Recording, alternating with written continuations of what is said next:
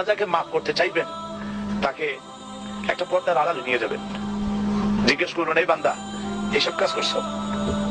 এখন আল্লাহ জিজ্ঞেস করতেছেন, সে তো ভয়তে অস্থির হয়ে যাবে, কেন্দ্রে পাগল হয়ে যাবে, আল্লাহ করিবেন কি, আবার মাফ করে দাও। আল্লাহ পাক তার জবানে সমস্ত পাপের কথা শুনে সে যখন অনুতপ্ত হয়ে কাঁদতে থাকবে, আল্লাহ বলবেন যা মাফ করে দিলাম, জান্নাতে চলে যা। এটা হচ্ছে হিসাবে ইয়াসির। আল্লাহুম্মা হাসিবনি হিসাবান ইয়াসিরা। কাবা শরীফ মানুষ যখন তাওয়াফ করে, এই তাওয়াফের ষষ্ঠ তাওয়াফে একটা দোয়া আছে। এই দোয়া আমি যখনই পড়ি আমি চোখের পানি রাখতে পারি না। ষষ্ঠ চক্করে একটি দোয়া আছে, দোয়াটা হচ্ছে আল্লাহুম্মা ইন্না আলাইয়া হুকুকান কাসীরান ফীমা বাইনি ওয়া বাইনাক। আয় আমার রব, তোমার সাথে আর আমার সাথে অনেক দেনা পাওনা আছে, আর তোমার বান্দাদের সাথেও আমার অনেক দেনা পাওনা আছে।